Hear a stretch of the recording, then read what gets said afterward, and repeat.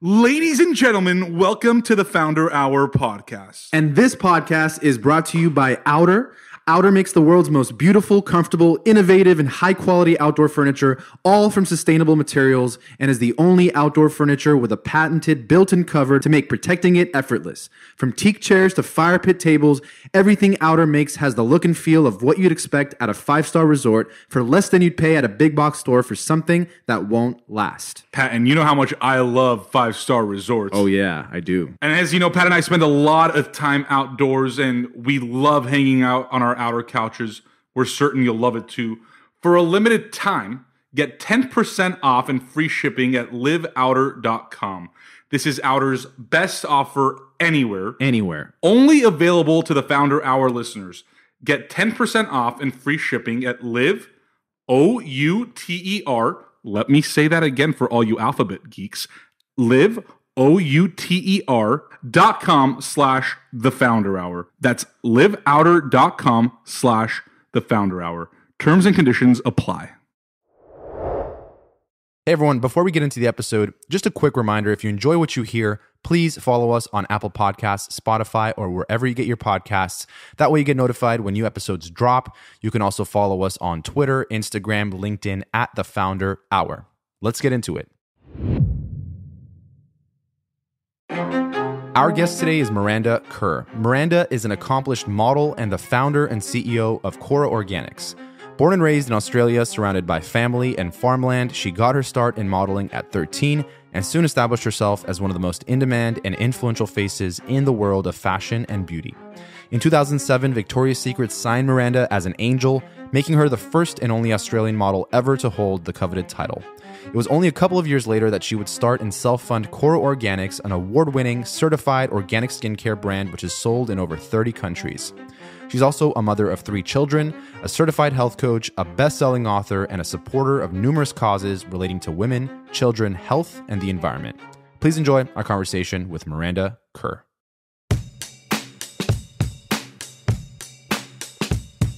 Well, Miranda, thanks for having us at your home. Oh, thanks for coming. Yeah. So we like to kick things off with your early life, where you were born, where you grew up. It helps us set the stage of Miranda's life, and then I'm sure at some point, maybe not, it'll circle back to it. So if you want to kind of go through where you were born. Yeah, I was born and raised in a little country town called Gunnedah. Okay. That's Gunnedah. Every time in America when I say I was born in Gunnedah, they're like, Canada? I was Right. like, Yeah. no. You're just Not saying my accent. Yeah, are you saying Canada in a different accent? Yeah, I'm like, it's Gunnedah, okay? Yeah. It's a small town in New South Wales, Australia, a population of about 10,000 people.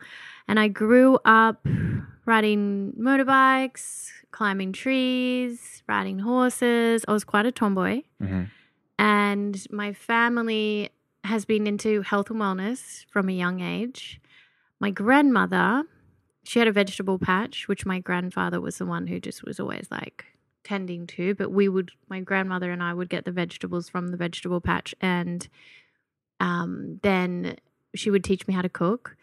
And she also introduced me to noni juice, which is a superfood, superfruit. So I was maybe 13 when she gave me my first shot of noni juice. I read about that, and I heard you in previous podcasts talk about that, but I've never heard of it. So Yeah, same. What is, like, what plant? Is it a plant? Yeah, it's from a plant. And it's N-O-N-I. N-O-N-I. Well, they call it the noni plant, but the scientific name is Miranda citrifolia. I'm taking these earrings off because they're jiggling. That's All okay. good. I didn't want to have a jiggle. Yeah. Yeah. Did you? So is the word Miranda in the Miranda. Miranda? Okay, it's pretty M-O-R-I-N-D. close. I know, that's what I thought. I was like, I don't know. Fate. Yeah. Miranda citrifolia. Yeah. And it has like over 100 vitamins and minerals, and it works on a cellular level to like normalize your cells. And so I've been drinking it since I was 13 and also applying it to my skin. And if I had sunburn or if I had like a pimple, my nan would get the noni out of the fridge and be like, here, love, put some noni on it. And it was super soothing and calming for my skin. So It's got a magic juice. it was. Is it like aloe vera, like the texture? Well, yeah, it's not the texture like aloe. It's kind of like, they call it the cheese fruit because it's quite pungent. Like just funky? it's a little funky, and it definitely needs to be juiced. Like, you don't just eat the fruit itself. Right. And I remember my husband and I were on our honeymoon in Tahiti. Fiji, sorry. And they had noni juice there. And we got the fresh noni juice from there. So it's something that's pretty native to like where you were? Or they do grow in Australia. Okay. But also it originates from Tahiti. Interesting. Yeah. So tropical like weather. Tahiti, Fiji, and parts of Australia grow the noni. Yeah. You mentioned like motorbiking and being a tomboy. Like, what kind of activities were you someone that maybe had like? Did you have like a lot of friends in that area in such a small town that you would like hang out with, or were you more like? Oh yeah, yeah, okay. Lots of friends, and still to this day we're friends. I have the same group of friends from primary school, and they literally were like here. They just left not last night, the night before, and It's recently your birthday. It was my birthday. Yeah, so they were here for that, and that was amazing. And so they were all here like for 10 days. And I'm talking like 5 childhood friends that I've been friends with since primary school. And we all stay together. We all have we all have stayed super close. And we all have a little Snapchat channel that a Snapchat thread that we like stay in contact with each other on. And like, that's like, they'll send videos of their family. I'll send videos of my family. And that's the way we all stay connected. Yeah. You mentioned like health and wellness and something that you were sort of you grew up around. It was kind of natural, right? Like, it wasn't something that... Yeah, I mean, my grandma was into the noni. Also, she introduced me to aloe vera. She introduced me to colloidal silver. She introduced me to, just eating healthily. But what was interesting is when also, like, when I was a teenager, my mum got sick. She was diagnosed with cancer in her spleen. And so basically, as a family, we thought we were healthy, eating organic produce from the garden, but we didn't realize that a bunch of products that we had in our home were potentially carcinogenic. And we just assumed that they were safe because they were sold. You're talking like soap, detergent, everything, pillows. I don't know. Household goods. Yeah. So and everything how did you attribute that to? Like, did you think that was correlated? Oh, so basically what happened is when my mum got sick with cancer, a friend of hers gave her this book called The Chemical Maze, and it just really explains in layman's terms, like, say, for instance, like sodium lauryl sulfate is a foaming agent, and then it explains like in large doses it could, whether it be I wish I had the book on me, but whether it be like a foaming agent, a humectant, a solvent, anti-caking agent, even the numbers that you read on the back of some packaged goods, they say, in large quantities could, cause allergies, in other quantities could be carcinogenic, and like, this is stuff you can find online if you Google it yourself. Yeah. But this little book was so useful for us. So we went around checking all of the back of all of the products we were using, from our skincare to our hair care to our packaged goods that we had in the closet. And we were kind of horrified. We were like, why is this stuff being sold? And then there is an argument that I guess in small doses, maybe it isn't, so bad for you. But at the end of the day, if it has that potential to cause harm in whatever dose, then, and you have a healthier alternative, why wouldn't you choose the healthier alternative? So we looked for healthier alternatives because we wanted to do all that we could to help support my mom in that process. So it wasn't until 2006, I was having a conversation with a friend of mine, and I said, look, we've cleaned up a lot of what we had at home. And at this time you're in the United States. At this time I was, yeah. And I was having a conversation with her actually when I was on a trip back in Australia, and I said to her, we haven't found anything in the skincare space that's actually certified organic, because at the time there might have been products that were claiming to be organic, but maybe they had there was no I guess at the time back then, you could say something was organic if you had just one organic ingredient, and it could be the last thing, the last ingredient, which meant it was so minute in the formula. And I thought, this isn't right. How do I really get something that's truly organic? And that's when I heard about all the certification processes like EcoCert, Cosmos, which is a world certification body for skincare. And that's when I was speaking to my friend, and she said, why don't you speak to her other friend who had certified organic aromatherapy? And I ended up speaking to her, and she put me in touch with her chemists. And that's where it all started. Mm-hmm. And the desire at first was like, I just said to the chemist, was like, do you think we're able to create powerful products that can be super effective and give people the results they need in a healthy way? She was like, yeah, but, and I was like, well, why hasn't anyone really done it in a certified organic way? She said, well, it's a lot of time and money and energy. And I said, well, why don't we just make some samples for ourselves and see how we feel? Because at the very least, I want these products, like I want to pay to have these products made for myself and my family. And that's what I did. And then I gave a sample to my mum of the Noni Glow face oil, and she used it on her skin. She had rosacea at the time, and within a week, and at the time she was on a steroid cream for her rosacea, and a week later she called me back and said, I'm off the steroid cream and I'm only using Noni Glow face oil. And I was like, this is amazing. And she's never had a problem since. That's amazing. Taking it back to, your teenage years when your mom got diagnosed with cancer, do you feel like that was the time that you started developing a passion for kind of these for health. cleaner products? I think I saw health, you studied that in wellness? university, right? So I studied a course in Australia. Then I studied another course based out of New York, an integrative nutrition, which is the one that I'm a certified health coach for. And I think that's a really great course because it looks at health and wellness from a 360-degree point of view, like holistically, kind of. Holistically, like mind, body, spirit. Like how are they all connected, and how do they? Everything we think, affects our health. Everything that we eat affects our health. Everything, like you don't want to be. And kind of one thing that I thought was interesting is like, if you're eating super healthy but you're stressed about it, you're not really even absorbing those nutrients. Like it's important, like.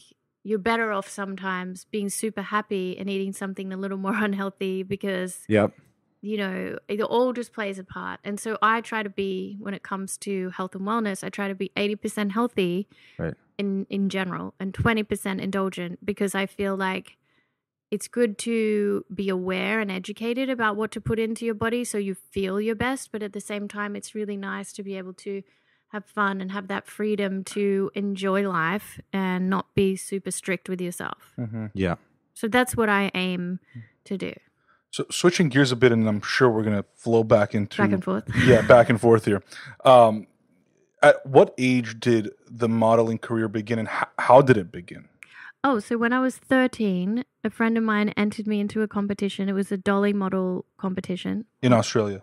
A big bottle of water. Yeah, so they told me a big bottle of water. Yeah, so she's pointing to my 64-ounce water bottle. I drink about 2 of those.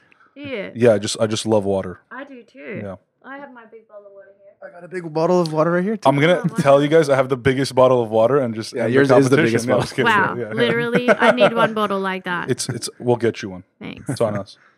So anyway, our logo back on to there. where we were. You were talking about first modeling career.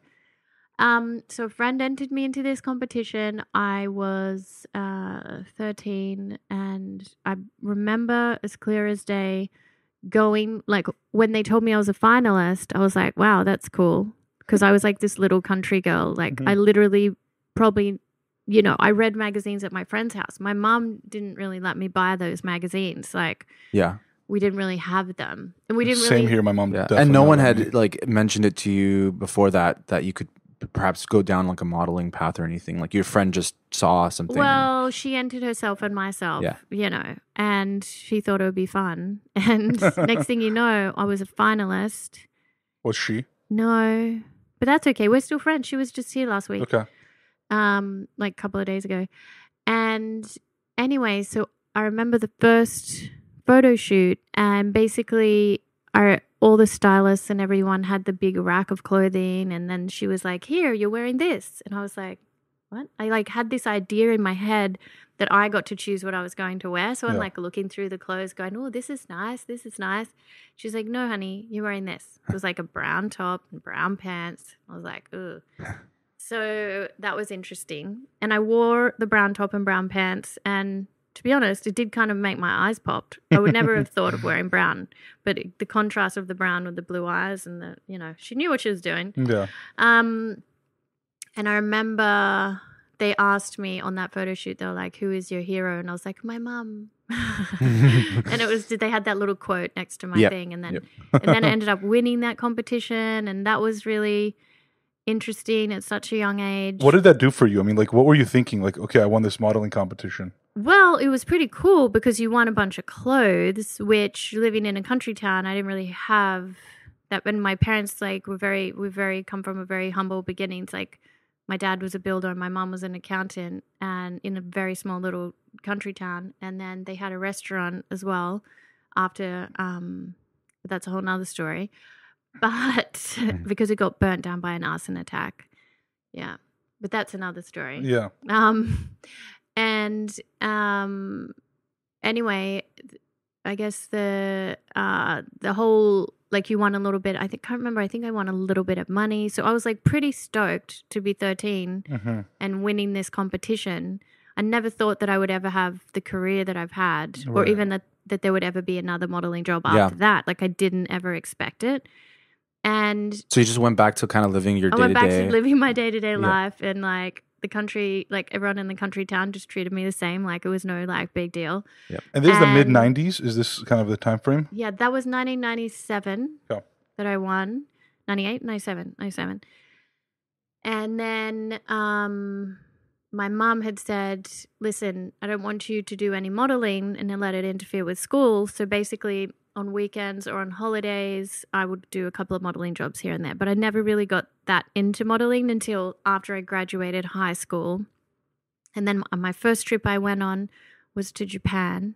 So this is like, now it's like you're deciding I want to become a model. That wasn't like... No, it had just kind of been there. Yeah. It wasn't like a decision like I want to be a model. Like, I didn't have that desire. I just was like, this opportunity is there. Now I'm old enough. I might as well. I thought to myself, if I have it, I get to travel. I get to experience a different culture, because there were opportunities kind of coming in and out through the agency saying, you know, after you graduate, if you want, you could go to Japan. You could make this amount of money. You get to experience this new culture. And I thought, wow, that'd be fun. Prior to that, the only other place that I had traveled to was on a Rotary exchange program to Tazewell, Virginia. And that was really fun. That was a very small town. And actually, my exchange student, Megan, she just messaged my brother today saying, like, hey, I just want to say happy birthday to Miranda. Like, wow. Like, we lost touch, but I like really miss her, and you know, that was really That's sweet. cool. Anyway, they were the ones that took me to my first Victoria's Secret store, and then In Virginia. Can't remember exactly where it was, but it was definitely not in Tazewell. But we were like, you know, they took me around to different. Probably they took Richmond. me to Dollywood. Yeah. You know what I mean? Like, they took me to all these different places, and it was the first time I'd seen like snow, and it was super cool. And I remember waking up and it was snowing outside because we were there over the Christmas break, and I went to like run outside without even my shoes on, and the host family was like, the mum was like, no, come back here with your shoes on. I was like, I'm just too excited. Don't do that. And then I remember seeing the Victoria's Secret store thinking, wow, this is amazing. It was like being in like, I don't know, like Wonderland for women. And 6 years later was when I ended up working with them. But I'd never thought, I'm going to work with them, or I never assumed like that was ever going to happen. I didn't even know I'd moved to New York at the time.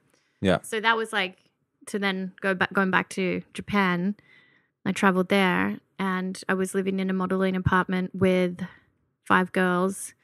There were 2 bedrooms. So I had 3, so me and 2 other girls in my bedroom, and 1 bathroom, and then the other room had 2 girls in it. And you know, I assume they were not here last week.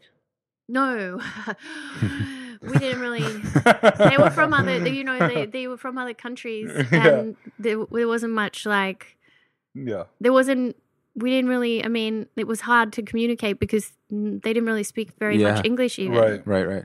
So that was interesting experience. And in the middle of the night, I would hear like rustling in the fridge and like the girls would be like eating like some of my food. And I was like, hey, it's okay. Like you can eat my food, but how about like just ask me? I'd rather you ask me rather than me wake up and like not have anything to eat. Like I could give you some of my food. Yeah. Miranda, I'm curious. I feel like a preconceived notion that the public has of models is that they're not perhaps intelligent. Exactly. Yeah. And I'm not gotta put it out there. Trust me, it's not. I'm just putting it out there. It's like I'm not saying I believe that. No. I'm saying the public believes that. This is the private here. But how did that public perception impact you? Because obviously you're a very intelligent person, very passionate about what you've done. Did that bother you at all? Yeah, that's probably the one thing about being a model that bothered me the most is just the perception that, oh, she's just a model, like what does she know? And that's something, you know, even like when I had written these books for young girls, like Treasure Yourself and Empower Yourself, I wanted to really help empower young women to believe in themselves and not have doubt and like recognize their own uniqueness and their own ability. And it felt nice when the Australian government actually put those books into the school system. That's awesome. To be like, oh, this is something that can help women and this is a positive thing. And so that was really great. And obviously becoming a certified health coach was something that I really was excited about. And then starting my own company, which I had no idea what to do to start my own company. But that was like, the idea was 2006. We finally launched into the end of 2009, like we were in stores in David Jones. And then now, all these years later, we're sold in physical stores in 30 countries and shipped to over 160. And I'm the CEO, and I created this out of my passion for wellness and need, personally, my need for higher quality, healthy skincare. That was results driven. And I'm super proud of that. So it's like, of course, there was always that preconceived idea. When people don't know me, they might put me in that box, just as they would potentially other, you know, like a lot of people in different industries get put in different boxes. Yeah, well, like one would assume like a lawyer is smart, but I don't know. I don't know if they are. I mean, or if doctors know so much, but do they? I don't know. I guess they do. Yeah. We hope they do. You hope they do, yeah. Yeah. So I remember sometimes like traveling, because I would travel so much for work, and I would sit next to people and they'd be like, well, it just used to really annoy me when they were like, so what do you do? And I'm like, oh. I never wanted to say like I was a model because I just didn't want to be put in that box. Yeah. Well, couldn't you have said that you're a supermodel? No. Because that's like... No. You know what I would say? Level. I literally would say I'm a windmill technician. That's cool. No way. Really? I literally... What would their reaction be? Look at me and be like, oh, wow, that's interesting. Can you tell me a bit more about that? I'll be like, I'm really tired. Yeah. But it's really great to know that like I'm helping, you know, the environment, the windmills. And I'm bound to an NDA. Honestly, can't talk about it. That'd be funny if you did talk to someone who was a windmill technician and they started asking all these like technical questions. Wait, where are you stationed? Oh, I'm in Palm Springs. Oh, yeah, I'm not. Yeah. That would have been Do you operate on the C6737 windmill? Yeah. But the world, it's a small world, because I actually was told, I think it was about a year ago, my husband and I, we were in Florida, and one of the people that he was meeting up with for business had said, Miranda, I saw you and had a conversation with you on an aeroplane. No way. Oh, God. All these years ago, and you were literally like the same, kind, sweet. You know, you were there with your, like, I was there with Flynn, who at the time was like 1. Yeah. He was sweet. He was really a well-behaved child. Like, I couldn't have spoken more highly about my interaction with you. And I was like, phew, thank God. But it's just, that's how small the world is. Yeah. Right. It's like, yeah. I hope somebody bumps into you after listening to this and says, I was on a flight next to you and he told me you were a real technician, and I believed it. And now, like, I know you're not. I know you're not. Yeah, that's funny. Surprise. Yeah. How did that, you know, so I've had moments in my life where I wasn't necessarily, I don't want to say I wasn't proud of what I was doing, but I didn't want to be identified as I am that person. Mm-hmm. Kind of labeled. Right. You know, like, in that box. Right. You're more than that. Correct. So how did that make you feel? And like, what did you have to do to like get out of that mindset and be your true authentic self? Because I feel like a lot of people listening, whether they're entrepreneurs or not, they go through that identity struggle, that internal identity struggle. So how did you get out of that, or what did you do?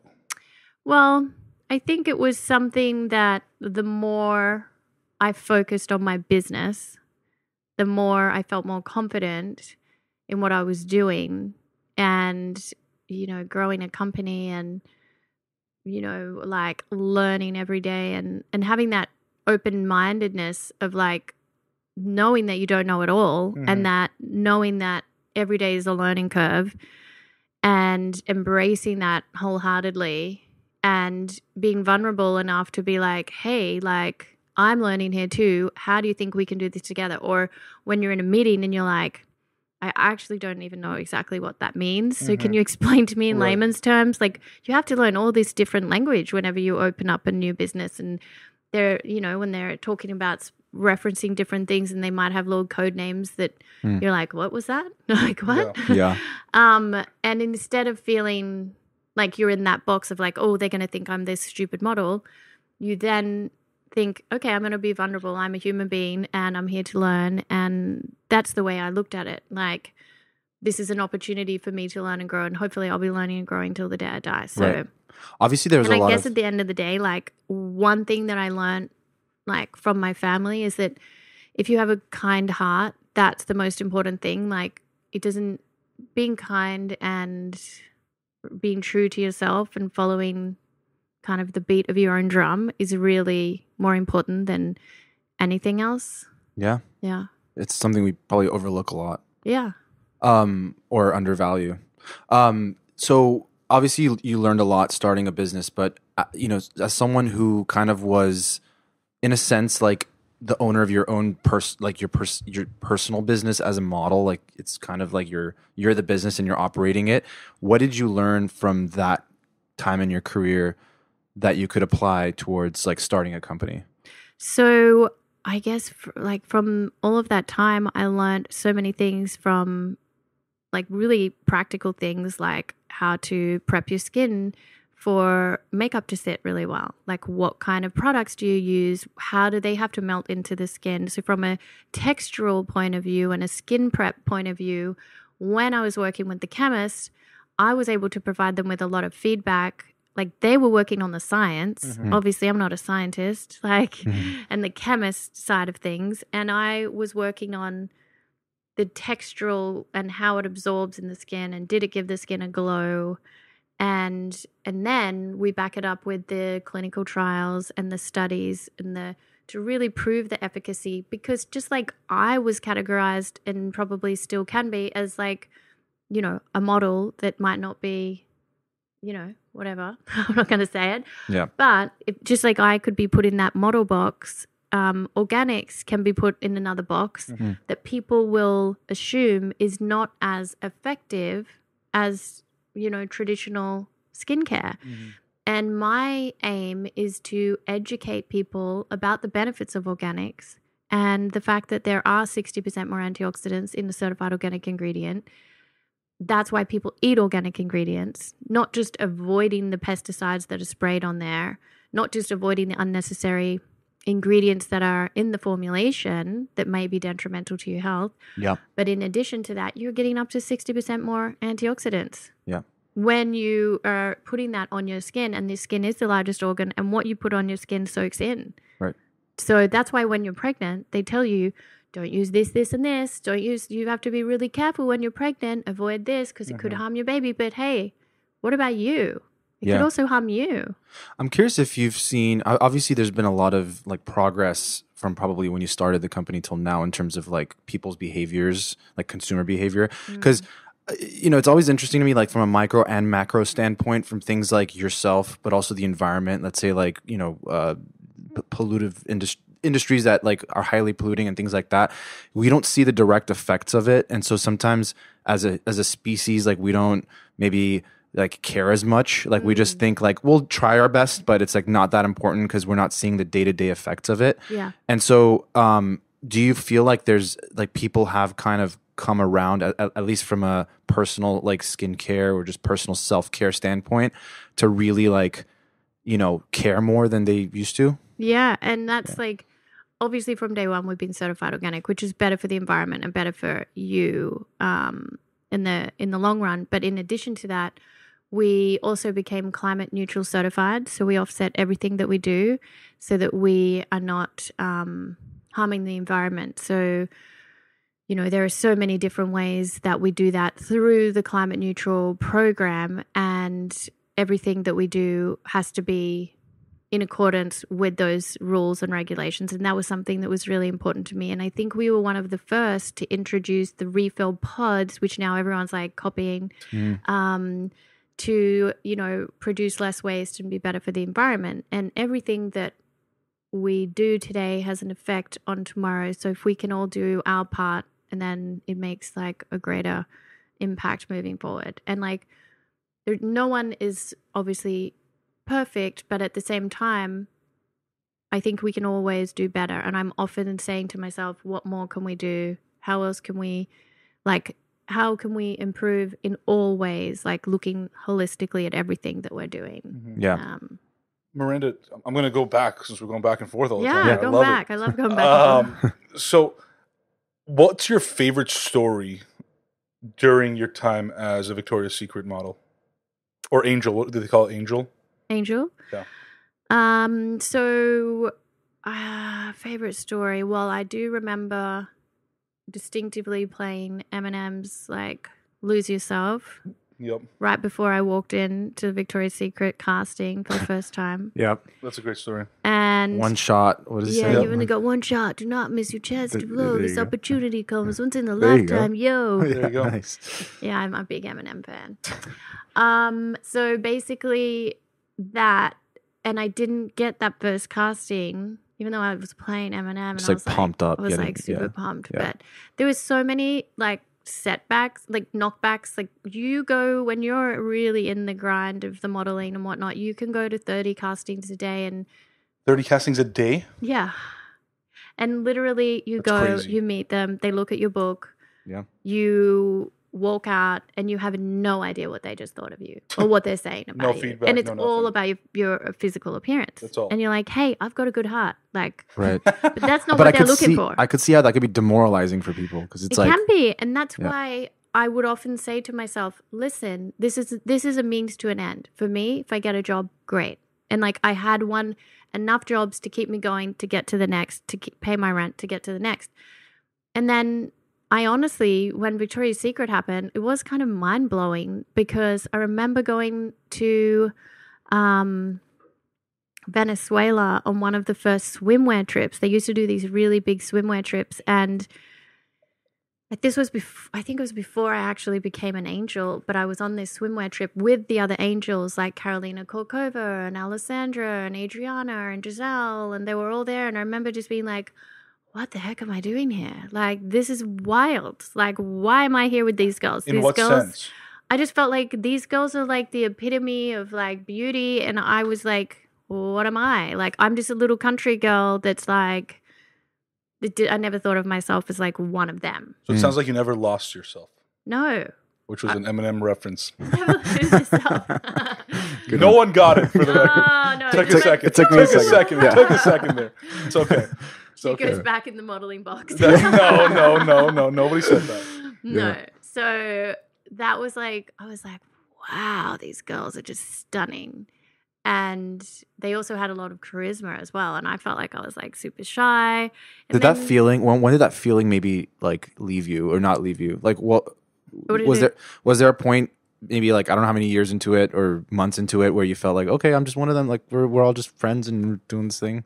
I mean, I guess like when you're all part of the show and you're like all dressed up and you're all glammed and you've had your spray tan and you've got your hair pieces in and you've got your wings on. Yeah. And there's like, Rihanna singing on stage. You're like, holy, what just happened? And I'm about to walk out in my underwear. And you're like, okay. And I just tell myself, wow, this is wild. Try to be in the moment, enjoy it, because you never know when it's going to end. Right. Yeah. And I just got out there and I was like waving to the crowd because a lot of girls in the beginning kind of, well, in that some girls wouldn't even interact with the crowd, but I was like, Yeah. hey, and then they would be like, woo! And then I ended up doing the wink, which is kind of like a nervous thing, but like That was then like the everyone, signature. that was like my signature thing. And I'd get to the end of the catwalk and do this wink. And it was really like a lot of fun, to be honest. Like kind of, I would never do it now, but Yeah. yeah.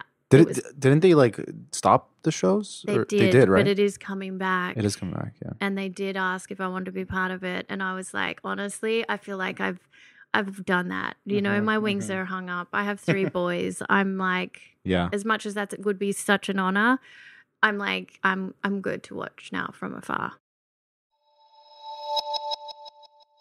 This episode is brought to you by More Than Profit. If you enjoy the Founder Hour, we think you'll enjoy this podcast too. It celebrates entrepreneurs, investors, and leaders that are living and working with purpose. The host, Bryce Butler, sits down with his guests and shares personal stories about what it's like to succeed and even fail. But more than that, what motivates them beyond just profit to press forward in their work and as a leader. Check out More Than Profit wherever you get your podcasts or at www.morethanprofit.fm. This episode is brought to you by Jason Wu Beauty, affordable luxury makeup infused with skincare ingredients. Founded on the idea that beauty should be effortless and chic, Jason Wu Beauty is about really showing yourself through the beauty products, not being covered up by them. Whether you prefer minimal, natural elegance or bold glamour, Jason Wu Beauty has the perfect products for you. With colors and shades that can be used with any skin tone, you can create countless looks to enhance your natural beauty and release your inner icon. You will feel beautiful, confident, and completely yourself. Jason Wu Beauty is clean and always cruelty-free. Available now at Target, JCPenney, Shoppers Drug Mart, and jasonwubeauty.com. That's JASONWU beauty.com. All right, let's get back into the episode.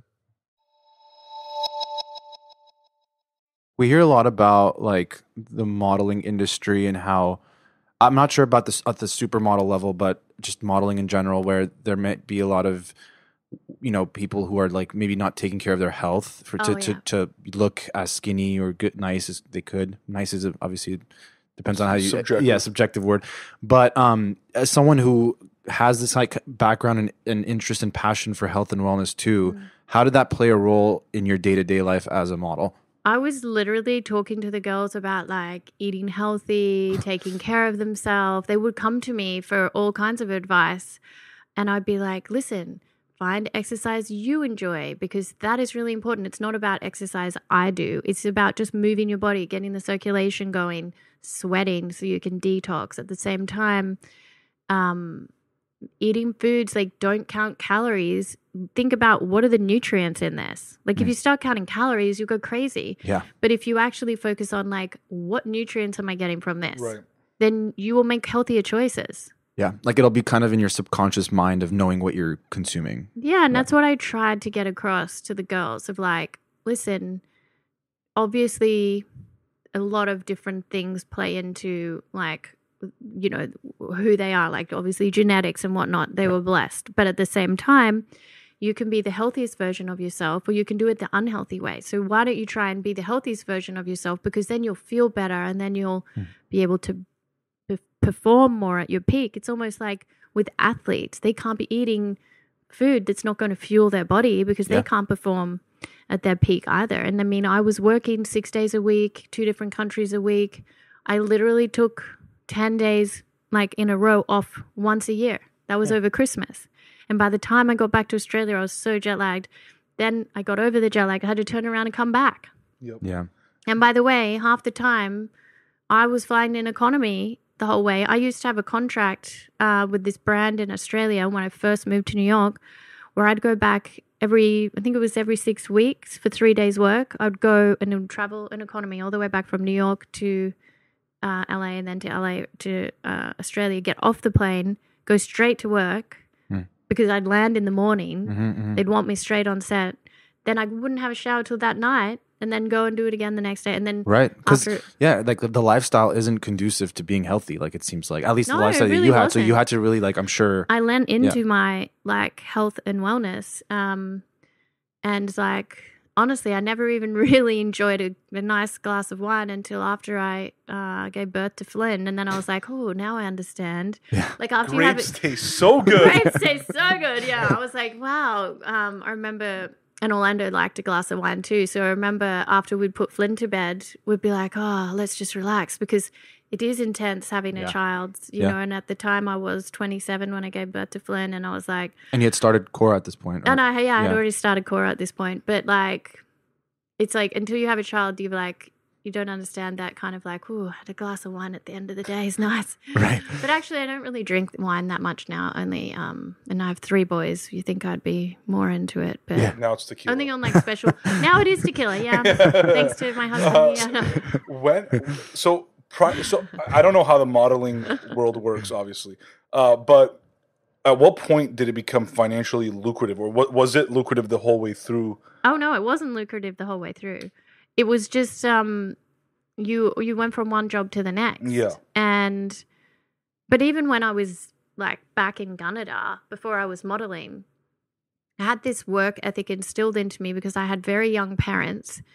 They had been together since my mum was 15. They got married when my mum was 16 and my dad was 18. And they're still together now. They're here today in the house. I think we saw them on the way up. Yeah. Your mom looks exactly like you, or Does you she? look exactly like your mom. Oh, that's cute.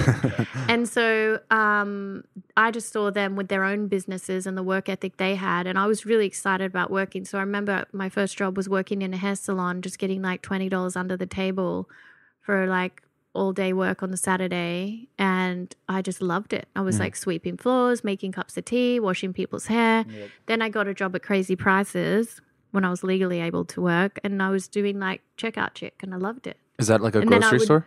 Yeah, it's That's like called a Crazy $1 Prices? shop, Got it, 99-cent store. Yeah. And also doing stock take. My friend and I loved doing stock take, and then there would be a boy that would walk past, and then I remember my friend being like, oh my God, that guy, he's cute. And then she'd be like, Duck. And she'd be like, I don't want him to see me working here. Taking she'd be stock like, take. Duck. And I was like, Lauren, this is hilarious. So we would work together, and I remember you had to check in and out with the little cards when you went in. And I just honestly loved working, and I just thought what a privilege it is to be able to work and save money. And I just, because of my mum being an accountant, she taught me it's, you know, with the modeling, she's like, save it.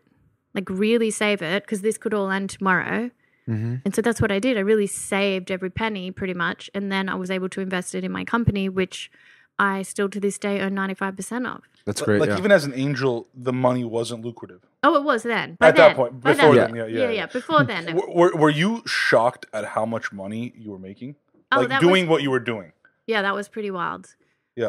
But like what was the thought? I was like, wow. I guess I just better make money while the make money while the sun's shining. Yeah. Make hay while the sun's shining. Right. It's like, oh, it's fine. Yeah, great. Yeah, Take Let's it. keep doing it. Thanks. Yeah. Sure. I think you've talked about this before, is like this concept of like gratitude. Yeah. And I think it's really important when you're kind of trying to build a career and be ambitious to like also have the side of you that doesn't forget where you came from and like just being appreciative of that. And like it's something that we hear all the time, and it's become cliche in many senses, but it's also like when you really like sit down, I think it's something that has to hit you one day and be like, oh shit, I should probably just be like grateful, right? Well, when I was 16, my boyfriend died in a car accident. He was 18. Oh, And my God, that's crazy. His family, his mum and dad were here, staying downstairs. I've been like the daughter they've never had. We've been close, like growing up in the country town, and then when with him and I dating, and then with him passing, like my son Flynn, his middle name is Christopher, after my boyfriend who died, Christopher. And so from that moment, at such a young, fragile age of 16, him dying taught me to have a lot of gratitude for life and the fragility of life. And like, we don't know what's going to happen tomorrow. Yeah. And so I come from that place every day. I'm like... Yeah. But my question is like, it's so easy to forget that on a day-to-day basis, especially when you get caught up in things. Yeah. Do you have a process for that? Like, do you actually make time? When I wake up in the morning, I literally say a little prayer. like, thank you, because I believe in God, but I'm like, thank you, God, for another day, and thank you for this gift of life, and thank you that I have 3 healthy children. Thank you for my wonderful husband. Thank you for the roof over my head. Thank you for the running water. Like, you should list like 10 things that you're thankful for. I mean, even if you start with 3. Yeah. 10 things that like we can even take for granted. Thank you for that I can see. Thank you for that I can walk. Thank you, that I have food. There are so many people in this world that don't have anything. And one thing that I've always thought in my mind is like, there are so many people worse off than you and so many people better off than you. So how about you just be grateful for what you have and make the best of it instead of trying to be something else that you're not. And that's like what I talk about in that book, Treasure Yourself. I say that I kind of make that analogy about flowers. Like, there's a rose, there's a sunflower, there's a daffodil, there's a daisy, and all of those flowers are beautiful and unique in their own way. But a daisy is not going to sit there going, oh, I wish I was a rose. Like, and that's like us. Like, we can't sit there being like, I wish I was that, when you should just embrace like who you are and being what you are. And one's not more beautiful than the other. And so I try to. Miranda, along the journey and the journey that you're living even today, were there any bumps or like a moment that you were just like a challenge where you were like, I don't know how I'm going to overcome this? Well, plenty of challenges. Obviously, during COVID, everyone had to pivot their businesses. Like, we're in all of the Sephora stores on end caps, which was a really expensive process. So we had to then pivot to removing those end caps, to then focusing more online and the online strategy. And we had a small team, and then everyone working remotely. And then we were on a really good trajectory before COVID. And then after COVID hit, then everyone everyone freaked out, and, we were losing money. And then people got into self-care, and then it started coming back up again. But at the same time, we're such a small business compared to the big companies out there that have so much more money to spend on marketing. Like, we have only just started spending money on marketing this year, and we spend a minuscule amount. And because I prefer to invest the money in the actual products themselves and the people, and I don't even pay myself a cent. I just do it for the love of it. I do it for the passion. And sometimes I wonder, I'm like, literally, I'm like, what am I doing this for? I could be a lady of leisure. Like, let's be real. Yeah. We all know who my husband is. But I put my heart and soul into creating this company. I'm not just going to let it die. Right. It's helping people. It's making people feel good and confident in their own skin in a healthy way. Like, and you mentioned like this concept of marketing, and I think it in certain industries, I feel like it goes a longer way, and in certain industries, it could just be like super saturated. Like, there's so many like companies that's like beauty or self-care, skincare. Like, there are the big companies, and then there are smaller companies, and there's some companies in the middle, and everyone's sort of competing in a sense. Yeah. How does that work? Like, do you think that that's sustainable? Well, when you have a point of difference, which is what I'm like focused on right now, it's like, we're still the only certified organic complete range that Sephora carries. We were the first to launch many certified organic products, like the first to launch of certified organic vitamin C in the world. We're the first to launch the plant stem cell retinol alternative, which we just launched, which is like blowing people's minds, because the results, like traditional retinol users, like diehard retinol user fans, are saying they're getting better results and more effective results from using my organic product than what they were from using this chemical product that was causing irritation and redness and dryness. And they're like, they're getting more effects on their wrinkles, on their firmness of their skin, on the texture of their skin using my product, which is all natural. And their minds are blown. They're like, oh my God, I can use this, and I can use it morning and night, and it's going to give me the same results in a healthy way. So that makes me feel really good to know I can help people. But I can't remember. Was that the question? I was just kind of curious, like with so many brands in a certain industry, and it could be like noisy and like all these, just like influencer marketing and social media marketing and this and that. Ways. It's just like until, like, to your point, until someone tries the product and truly like has the experience and then shares it, hopefully, right? Yeah, that's what most of our business is built on. Right. Word of mouth. Yeah. Literally word of mouth. And like, even with the social media influencers, like, I literally, I write to them and say thank you, because they're just doing it because they love the product. Yeah. They're not doing it because I like pay them. They're doing it because they're like, oh my God, this product is amazing. I love it. And I'm like, thank you so much. Like, you don't understand. I'm like small business, and I'm out there trying to help people, and thank you for showing people and explaining to people the difference it's made to your skin, because you can help someone else in a healthy way too.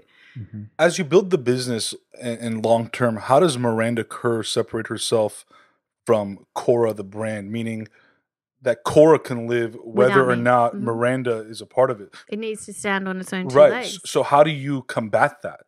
which is why if you look at the packaging, it's KORA Organics, and there is nothing like By about Miranda Kerr. Yeah. Except for on the back. It's very small. It says created with love by Miranda Kerr. Yeah. So it's like, this is created from my, like, I literally feel like I put my whole heart and soul and essence into these products. So it's like, I hope people can feel that when they use the products, because I won't release anything unless I'm more than 100% happy about it. And I like get teary thinking about it because of the love that I put into these. They're like my children. Every single product has its own story.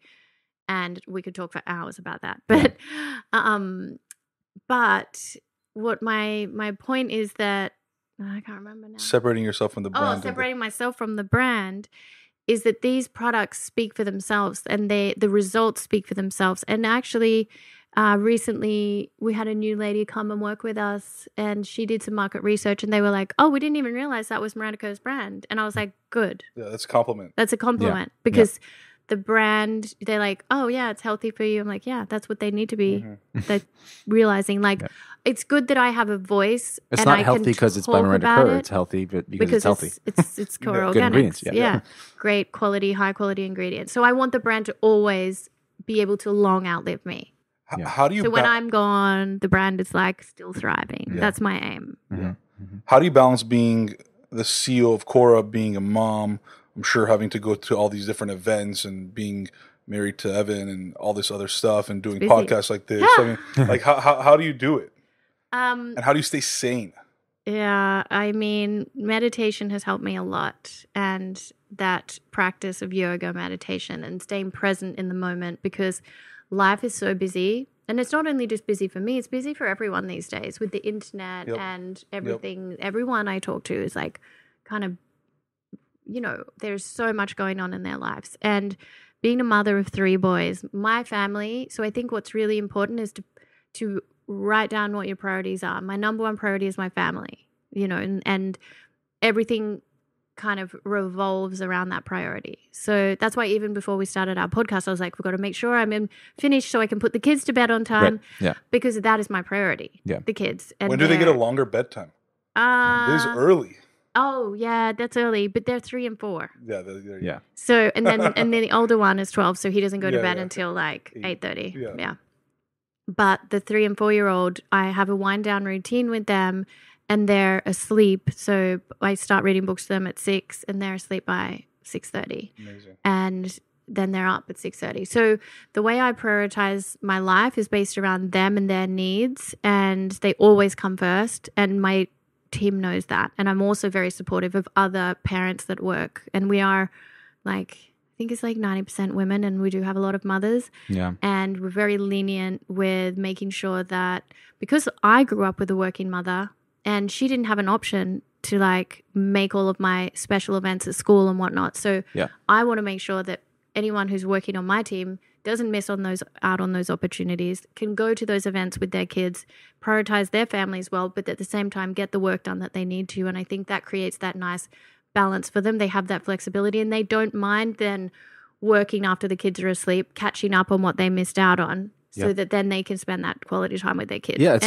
That's what I do a little bit as well. And I also have certain things like I'm quite like a go-getter, but when my husband comes home, I try to just like relax more. Which is honestly something that you have to turn it off. Sometimes schedule in is like you have to schedule in date night and turn off the like business brain and come more into my like beingness, which I feel like when you're in a partnership, there's always like a yin and yang, and I try to slip more into my yin with my husband because he's very yang, and you don't want to have like 2 yangs like so I try to slip into that because of the balance of that yin and yang with my mom and dad. My mom's like the yang and my dad's like the yin, but there's always in doesn't matter, same-sex relationship, like my brother's more the yin and his partner is more the yang, so it's just it's Anyway, that's a whole nother conversation, which I love to talk about. Yeah. No, it's great. And it sounds like, and it sounds like, I mean, as a busy woman, like you have to be pretty regimented. And I think I'm crazy with my schedule. Yeah. And I think that people often get made fun of for being regimented. I don't understand it. Like sometimes even me, like I'll be like, I need to be up at like 6 to go to the gym. And then be like, oh, really? Like you don't want to stay out for another couple hours? Oh, like, no way. No. Yeah. It's no. like, it's something that you shouldn't, you shouldn't give in as much. Yeah. You shouldn't compromise. You shouldn't compromise, like knowing what makes you feel good. And so I know for me,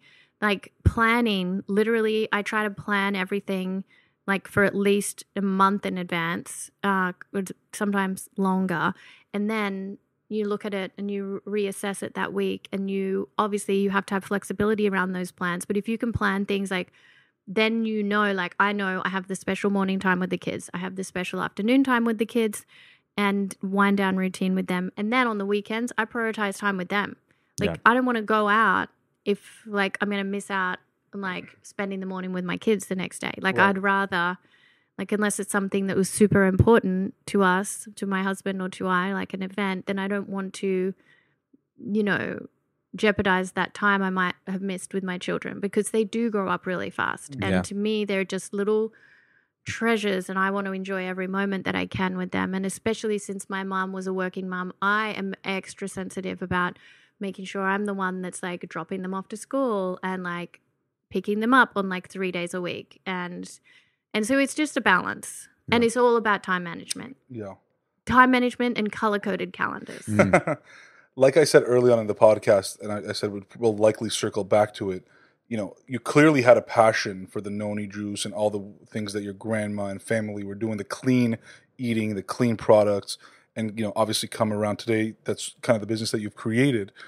How do you guys measure impact? Because, when I hear you talking and hear the passion in your voice of what you're doing, it's not only about making money. Sure, like everybody wants to make money. That's stupid if you don't want to make money as an entrepreneur. But how do you guys as a company measure the impact of your products to the world? The testimonials, I mean, that we receive daily from like everyone, all ages, knowing that we can help transform their skin, that we're able to give them that confidence so they feel better in their own skin because maybe they've had acne for years and they weren't sure how to combat it, or maybe they've had rosacea, dermatitis, psoriasis. Our products are so good for sensitive skin. And those testimonials, that's what keeps me going and makes me feel like it's all worth it in the end. And also knowing that it can provide people with a little routine that can give back to themselves. Like all our products are filtered through crystals. They all have a positive word of affirmation on the back. It's like that whole mind, body, spirit thing, what I have always been into, the crystals, the aromatherapy, the positive words of affirmation. Those are tools that have helped me in my life that I tried to incorporate into the product so that people feel that loving energy when they use the product, in addition to the products being powerful and effective in giving them the results they need in a healthy way. Yeah, it's like multi-pronged. I think, I've seen or read like you're very involved in like philanthropic things. What are some causes like that you're really passionate about outside of obviously clean products and things like that you do outside of KORA? So Baby to Baby is an organization that I love working with. I think that they do incredible things for so many people that are in need. They helped like so many people all around the world, and that's something that is close to my heart. Obviously, with children, you want them to have their necessities. A lot of children don't even have diapers and they don't have the basics, like women can't afford to get the formula. So they provide formula, they provide the basics for the babies. And that is super important because I feel like every baby, they're helpless and they need that. And that's really important. Also, another charity that I support is Harvest Home. And so that's women that are homeless and pregnant, because when you're homeless and pregnant, you can't go to a normal homeless shelter.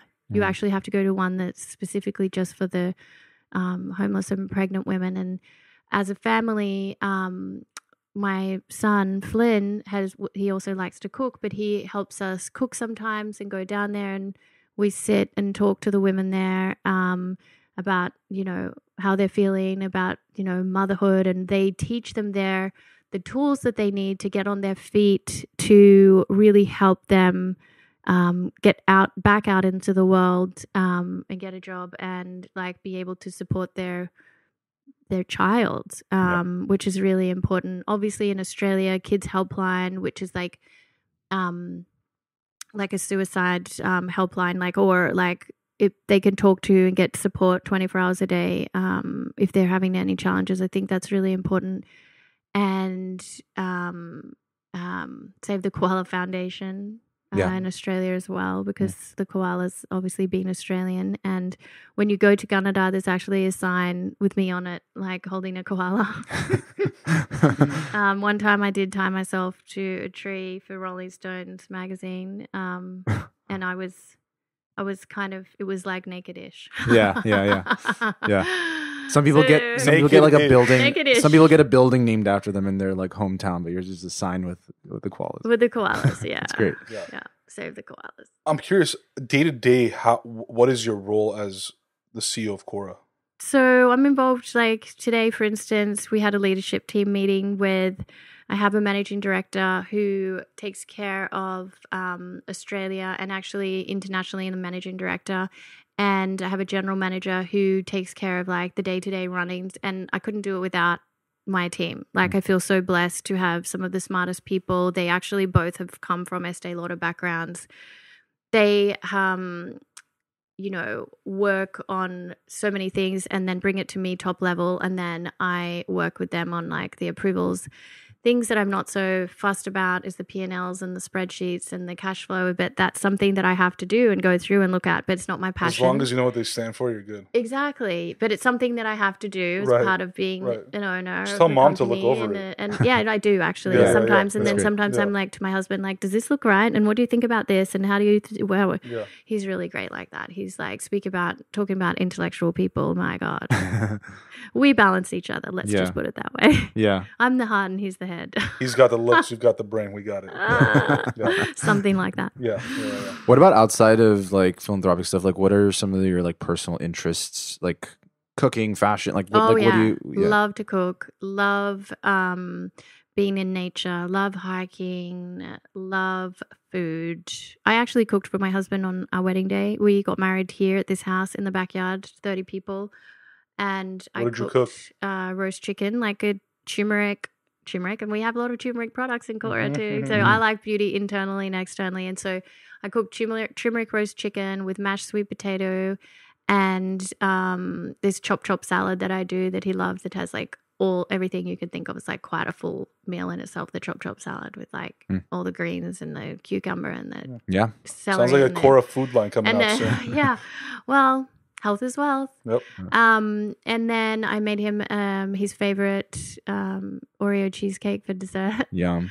Because he's like me, but like he eats like 20% healthy. He's like the reverse. Yeah. Oh, the opposite. Yeah. As long as you guys are like a combined 100, that's all that matters. He's 20% healthy and 80% indulgent. Yeah.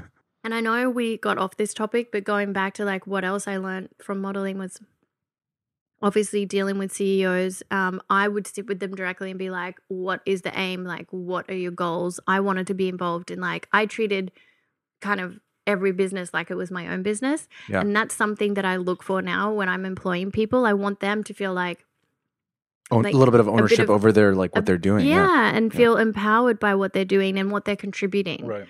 And I honestly feel like it's important to have people in their passion. Like I interviewed a woman once who was applying for, the accountant position, and she was saying she didn't like numbers. And I'm thinking, well, what are you doing accounting for? Yeah. How can you live like that? And how do you expect me to employ you, even though you look good on paper? Like, I'm sorry, I want someone who loves numbers compared to like what their passion is, which is a tough thing to balance. That is a tough thing to balance. If you're not dreaming of the Pythagorean theorem, then honestly, like, you're not. I don't want you looking at my numbers. Yeah, like, you don't have my number. You're not looking at my numbers. Yeah. I'm like, it's just that simple. She was like, oh, numbers are boring. I'm like, Shout out to this woman who's not into numbers but is an accountant. I hope she's listening. I hope she's listening. Yeah. Hey, sorry I didn't employ you. But now I've actually got an accountant who loves numbers. And that's great. No, that's such a good point. Yeah, like the alignment of like just your interests or something that you can see yourself doing and enjoying as opposed to just doing it for the prestige or the money or whatever. Exactly. And I think that's when you succeed, is when you actually follow your passion and you don't do what you think you should do. You actually follow what your heart is like telling you to do. Yeah. And that was the same with so many of my different products that I launched. I come up with this idea. I then speak to the chemist. Sometimes they say, that's crazy. What are you thinking? And then I'm like, no, I feel intuitively we need to do this product. Like our turmeric scrub, which I'll give you guys if you haven't tried it, is my husband's favorite product. Okay. It like will blow your mind. It's like a scrub you use in the shower. I never thought my husband would use a scrub, but he uses it every morning. It has like aromatherapy of like peppermint, so it uplifts you. It scrubs away and sloths away any dead skin, and it instantly brightens your skin. And so he has his little 3-step routine, which is the turmeric scrub. Then he does the turmeric moisturizer, and then he does the Known and Glow face oil, and then he's set. And like takes a Snapchat of that. Yeah, every day. Every day. But his skin is glowing. Yeah. But when I first met him, his skin was super dry. He has naturally super dry skin. Looks for Evan, for Miranda. His skin's glowing now. Yeah. And he thanks me for that. And he was the one, he literally said, what are you doing spending all this time running around, modeling for other people when you should be focusing on your own brand? And I was like, honey, my brand costs me money and the other brands pay me money. He's like, Miranda, you just have to just do it because it will turn over and you will eventually get paid. And I'm still waiting for that day. You just got to keep doing it. You just got to keep doing it. I was talking to somebody today and they told me, most of these businesses that we hear about, they've been around 15, 20 years. Yeah. We're just hearing about it. And I think that's one of the main takeaways for me and Pat from doing this podcast is it takes a very long time. Yeah, sometimes you'll see a brand that's founded in 1946. Yeah, like, wait, what? You're like, what? I mean, you think about Erewhon, for example. I mean, it's been around for 40, 50 plus years. Yeah, and it's only just got hot in the last, what? You ask somebody like, oh yeah, it just opened up 2 seconds ago. And you're what did it get hot in 3 or 4 years? Right. Yeah. Well, exactly.